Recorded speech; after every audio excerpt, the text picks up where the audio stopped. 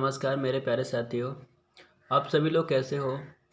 मैं आशा करता हूँ कि आप लोग सभी सही होंगे। आज मैं आपके सामने क्लास ले रहा हूँ भौतिकी विज्ञान की, जो कि हालांकि पहले काफ़ी सिलेबस छूट चुका है। तो अब इंट्रोडक्शन कराने जा रहे हैं जो छूट गया था उससे संबंधित क्लास का, जो कि स्थितिज ऊर्जा थी। वो तो उसका तो हमारा काफ़ी स्कोप हो चुका है, हालांकि उसको कुछ डेरिवेशन है वो अभी हमारे शेष रह गए हैं। तो हम सबसे पहले स्थितिज ऊर्जा के विषय में ही बात करेंगे और उसके कुछ कुछ मुख्य मुख्य पॉइंटों के विषय में कुछ में लिखवा भी चुके हैं। तो आ जाइए। तो यहाँ पर विशेष रूप से आप ध्यान देंगे आदर्श स्प्रिंग की स्थितिज ऊर्जा। क्लियर है? आप ये हेडलाइन डाल लेंगे, उसके बाद जस्ट लिखेंगे ऊपर सुनेंगे। मैंने लिखा हुआ है, प्रत्यास्थता गुण के कारण कोई भी स्प्रिंग खींचे जाने अथवा दबाए जाने का विरोध करती है। जब स्प्रिंग को खींचा अथवा संपीड़ित किया जाता है तो स्प्रिंग की प्रत्यास्थता के विरुद्ध कुछ न कुछ कार्य जरूर करना पड़ता है। यह किया गया कार्य स्प्रिंग में प्रत्यास्थ स्थितिज ऊर्जा के रूप में संचित रहता है। कार्य को W से और तथा प्रत्यास्थ स्थितिज ऊर्जा को U से प्रदर्शित किया जाता है। क्लियर? अर्थात यहाँ कार्य W बराबर स्थितिज ऊर्जा आपकी U। मैं पहले ही बता चुका हूँ, जो आपकी स्थितिज ऊर्जा होती है उसको हम U से प्रदर्शित करते हैं। ये क्लियर बता चुका हूँ इसको। तो मैं अब यहाँ पर ध्यान देंगे। देखो, आपकी डेफिनेशन कहती है कि प्रत्यास्थता गुण के कारण। अब यहाँ से एक जो है आपका पहला अल्फाज जो दे रखा है प्रत्यास्थता है, इसका मतलब क्या है हमें ये पता होना चाहिए। प्रत्यास्थता का मतलब होता है कि जब हम किसी वस्तु को खींचते हैं या फिर किसी भी चीज़ को खींचते हैं या फिर किसी पिंड को खींचते हैं या कोई भी ऐसी फिजिकल बॉडी जिसको खींचने पर वह पुनः अपनी प्रारंभिक स्थिति में आ जाती है, वह उसका गुण प्रत्यास्थता गुण कहलाता है। ध्यान रखें। और वह वस्तु प्रत्यास्थ वस्तु कहलाती है।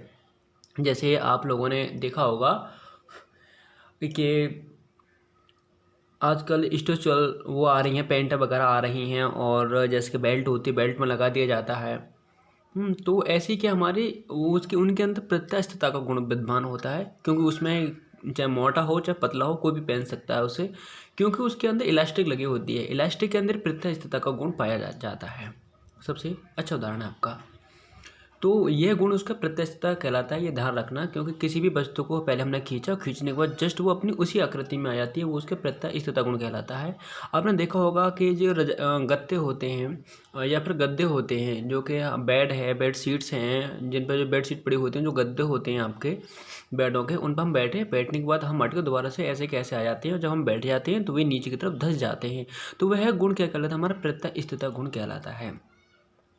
क्लियर है? अब देखिए यहाँ पे लिखा हुआ है कि खींचा, मतलब खींचा मतलब किसी वस्तु को दोनों तरफ हाथ पकड़ करके उसको खींचना।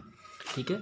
जैसे कि सपोज मान लो ये आपका एक तार है, ये आपका तार है ये, और मैंने इसको यहाँ से पकड़ कर दोनों तरफ से मैंने पकड़ इसको खींचा। खींचने के बाद में ये क्या होगा, तार आपका खींचेगा। खींचने के बाद में क्या होगा, ये बीच में से क्या होगा, ये पतला सा हो जाएगा। क्या हो जाएगा? ये आपका पतला हो जाएगा। तो लेकिन ये आपका दोबारा से वापस उसी स्थिति में नहीं आएगा। नहीं तो आप किसी तार को पकड़ खींच के देखेंगे कि वो आता है या नहीं आता, बिल्कुल नहीं आएगा। तो क्यों नहीं आएगा? क्योंकि उसके अंदर प्रत्यास्थता का गुण विद्यमान नहीं होता है। वे वस्तु जो खींचने के बाद दोबारा से अपनी प्रारंभिक स्थिति में वापस आ जाती हैं, वे वस्तु प्रत्यास्थ वस्तु कहलाती है, तथा वह गुण प्रत्यास्थता गुण कहलाता है। ये ध्यान रखना। ठीक है? जब वस्तु को दोनों तरफ से पकड़कर खींचा जाता है उसे हम पुल फोर्स या फिर खिंचाव का बल या फिर तनाव का बल कहते हैं। ये ध्यान रखना। फिर दूसरा आपका संपीड़ित किया जाना। संपीड़ित का मतलब है किसी वस्तु को दोनों तरफ से दबाना, यानी दोनों तरफ से उसको हाथ लगाकर दबाना, वो हमारा क्या कहलाता है? आपका संपीड़ित या फिर संपीड़न कहलाता है। क्लियर है? जैसे सपोज मान लो मैं यहाँ पर कोई एक बॉडी ले लेता हूँ, कोई एक वस्तु ले लेता हूँ मैं यहाँ पर। जैसे मैंने कोई आपकी एक बॉडी ले ली, अब मैंने दोनों तरफ से एक हथेली यहाँ लगाई, एक हथेली यहाँ लगा, दोनों तरफ इसको मैंने दबा दिया। दबने के बाद में इसकी आकृति में परिवर्तन आ जाता है। या तो ये ऊपर की तरफ या नीचे की तरफ निकलेगी, मतलब थोड़ा ना आकृति में दबाव के कारण परिवर्तन जरूर आता है। तो ये वाला बल कौन सा कहलाएगा? आपका संपीड़न बल कहलाएगा। संपीड़न बल दोनों तरफ से दबाया जाता है अंदर की तरफ, और खिंचाव का बल या तनाव का बल दोनों तरफ से पकड़कर खींचा जाता है। क्लियर है? यहाँ पर इतना क्लियर होता है। फिर इसके बाद में हम देखते हैं कि स्प्रिंग की प्रत्यास्थता के विरुद्ध कुछ न कुछ कार्य जरूर करना पड़ता है, क्योंकि हमने स्प्रिंग को खींचा, जब हम स्प्रिंग को खींचेंगे, खींचने के बाद हम स्प्रिंग को ऐसे छोड़ देंगे तो वो दोबारा से अपनी उसी स्थिति में आ जाती है। तो वही स्थिति क्या कहलाती है, उसकी प्रत्यास्थता स्थिति कहलाती है। तो वो उस स्थिति के विरुद्ध, मतलब वो उसमें ना जा पाए, उसके विरुद्ध हमें कुछ ना कुछ कार्य तो करना पड़ेगा, क्योंकि हमें स्प्रिंग को खींचना है। तो इसके विरुद्ध कुछ ना कुछ कार्य जरूर करना पड़ता है। यह किया गया कार्य ही स्प्रिंग में स्थितिज ऊर्जा के रूप में संचित रहता है। और कार्य को W से तथा प्रत्यय स्थिति ऊर्जा को U से प्रदर्शित करते हैं। तो यहाँ पर जो किया गया कार्य वो प्रत्यय स्थितिज ऊर्जा अर्थात U के बराबर होगा, अर्थात W बराबर U। हम इसको ऐसे भी लिख सकते हैं कि आपका यहाँ पर जो W बराबर आपका U। क्लियर है। अब यहाँ पर हम डेरिवेशन करेंगे, स्प्रिंग बनाएंगे, स्प्रिंग के बाद डेरिवेशन करेंगे, देखेंगे कैसे डेरिवेशन होता है। आप इसको नोट कर लेंगे वीडियो को रोक करके। क्लियर। अब नेक्स्ट देखते हैं। देखेंगे मेरे प्यारे साथियों, मैंने इनको जो 3 फिगर हैं इनको बना दिया। नंबर पहला फिगर, दूसरा फिगर और ये आपका तीसरा फिगर है।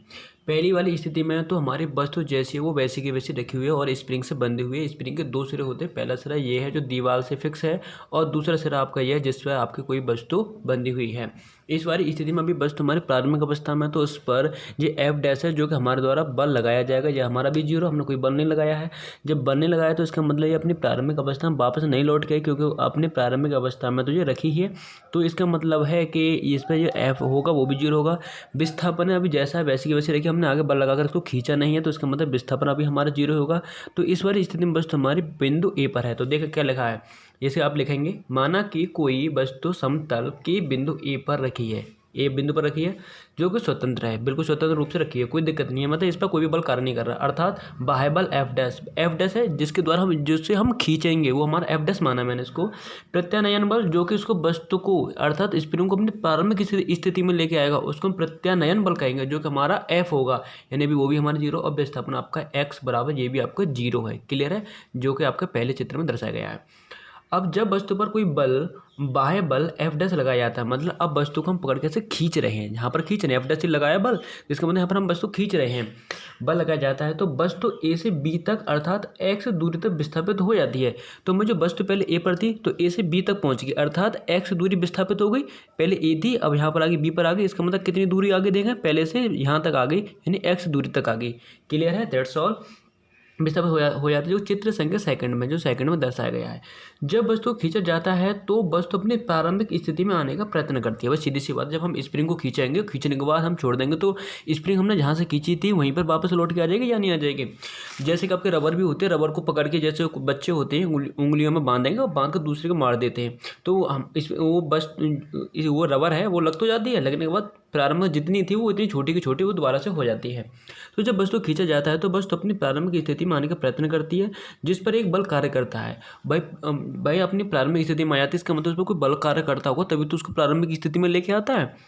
तो प्रयत्न करती है जिस पर एक बल कार्य करता है, जो उसे उसकी प्रारंभिक स्थिति में लाने का प्रयत्न करता है, उसे प्रत्यानयन बल कहते हैं। यानी वह बल जो स्प्रिंग को प्रारंभिक स्थिति में लेके आता है उसको हम प्रत्यानयन बल कहते हैं। प्रत्यानयन बल लगाए गए बल के विपरीत होता है। देखो ये F है, देखो हमने ये बल लगाया है, इसकी दिशा देखेंगे, इसकी दिशा देखें, ये इसकी दिशा इधर की तरफ और इसकी दिशा इधर की तरफ है, दोनों की दिशा विपरीत है यानी विपरीत है। तो प्रत्यानयन बल लगाए गए बाह्य बल के कैसा होता है, वो अपोजिट यानी विपरीत होता है। क्लियर है। अब देखेंगे आपको जो ये जो प्रत्यानयन बल होगा, ये प्रत्यानयन बल होगा, ये विस्थापन के कैसे होगा, वो आपके समानुपाती होगा। ध्यान रखना, ये विस्थापन के समानुपाती होगा। लेकिन हमारा जो प्रत्यानयन बल है उसकी दिशा इधर है, लेकिन वस्तु विस्थापित होकर किधर जा रही है, इधर की दिशा में विस्थापित होकर जा रही है, इधर की दिशा में। तो इसका मतलब है कि F प्रोपोर्शनल होगा, मतलब इसके समानुपाती होगा। देखो दोनों एक दूसरे के उल्टे, ये इधर को जा रहा है, ये इधर को जा रहा है। इधर को जाने पर वस्तु प्लस की होती है और इधर को जाने पर माइनस की होती है, तो F हमारा माइनस का होगा, तो F प्रोपोर्शनल माइनस का x हो जाएगा। अब आप इसको नोट करें और नोट के बाद अब मैं जल्दी से इसका डेरिवेशन करता हूँ। क्लियर। अब वीडियो को पॉज कर करके लिखेंगे। अब नेक्स्ट देखें, इसका डेरिवेशन करते हैं। तो मेरे प्यारे साथी ये आपका डेरिवेशन है। देखें अभी हम यहाँ पर बात कर रहे थे अभी उसमें, अब यहाँ पर देखें स्प्रिंग का प्रत्यानयन बल F विस्थापन के समानुपाती होता है, जो कि मैंने अभी बताया था। तो अर्थात F यही आपका प्रत्यानयन बल F प्रोपोर्शनल माइनस का x। देखिए मैंने बताया था ये F हमारा माइनस का होता है। चाहे तो इस वाले देखो ये F है, x को उल्टा होगा तो आप यहाँ माइनस लगा सकते हैं। यहाँ से माइनस उठ करके कहाँ पहुँच जाएगा, अब यहीं माइनस लगा दें, कोई दिक्कत नहीं, यहाँ पर लगा सकते हैं। तो भाई ये प्रोपोर्शनल का निशान हटेगा तो क्या लगा दें, हम छोटे वाला k लगा देते हैं। क्लियर। देखो ये हट के बराबर लग गया। अब यहाँ से हम इसको ऐसे भी तो लिख सकते हैं कि एफ बराबर माइनस का के एक्स, ऐसे भी तो लिख सकते हैं। काम खत्म हो गया।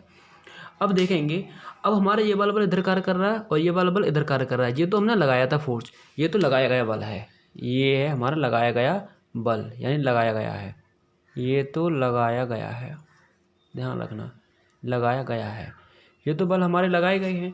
अब ये कौन सा है, इसका प्रत्यानयन बल, जो कि उस स्प्रिंग को उसकी प्रारंभिक स्थिति मतलब ए वाले पॉइंट पर लाने के लिए। तो ये तो खुद ही खुद लग जाएगा, हम यहाँ से स्प्रिंग को छोड़ देंगे तो अपने भी वापस आ जाएगी। तो आरोपित बाह्य बल किसके बराबर होगा, हमारे द्वारा लगाया गया बल स्प्रिंग अपनी जो प्रारंभिक स्थिति में आएगी जिस बल से, उस बल के बराबर होगा। यानी ये एफ डैश बराबर किसके होगा, आपके एफ के बराबर होगा। तो एफ डैश बराबर आपके माइनस का एफ, क्योंकि भाई ये तो इधर की, ये इधर की दिशा में है, ये बल इधर की दिशा में, ये इधर की बल इधर की दिशा में, तो ये दोनों एक दूसरे को उल्टे हैं, तो एक में माइनस का होगा। तो हमारा जो एफ डैश है जो हमने लगाया वो इसके किसके होगा, ये इसके माइनस के बराबर होगा। तो एफ डैश बराबर माइनस का एफ हो गया। तो माइनस के एफ डैश बराबर माइनस माइनस हमने यहीं लगा दिया, एफ का मान कितना, माइनस के एक्स, माइनस के एक्स लगा दिया, माइनस माइनस कितना हो जाएंगे, प्लस का के एक्स। तो एफ डैश बराबर कितना हो जाएंगे आपका के एक्स प्लस का। माना के गुटके को ए से बी तक, अर्थात माना गुटके ये आपका ए से बी तक है, माना कि गुटके को ए से बी तक सूक्ष्म दूरी पर थोड़ा सा ही तो धकेलेंगे या पूरा खींच देंगे, तो थोड़ा सा धकेलेंगे, तो हमें प्रैक्टिकली तो करना है। सूक्ष्म दूरी dx तक विस्थापित किया जाता है, dx छोटी दूरी है, तो भाई छोटी दूरी तक विस्थापित करने के लिए हमें छोटा सा ही काम करना पड़ेगा, थोड़ा सा काम करेंगे, सीधी सीधी सी बात है भाई। जब हम थोड़ा सा काम करेंगे, छोटा सा काम करेंगे, विस्थापित किया जाता है, तो इस स्थिति में किया गया कार्य, भाई छोटी दूरी तक हम विस्थापित करेंगे तो इसका मतलब हमें छोटा ही कार्य करना पड़ेगा। तो किया गया कार्य W बराबर बल गुणा विस्थापन, विस्थापन कितना dx दूरी तक विस्थापित किया, तो कार्य बराबर बल गुणा विस्थापन, तो डबल इंटू dw बराबर f का मान कितना के एक्स, तो यहाँ लगा दिया हमने के एक्स इंटू डी एक्स हो गया।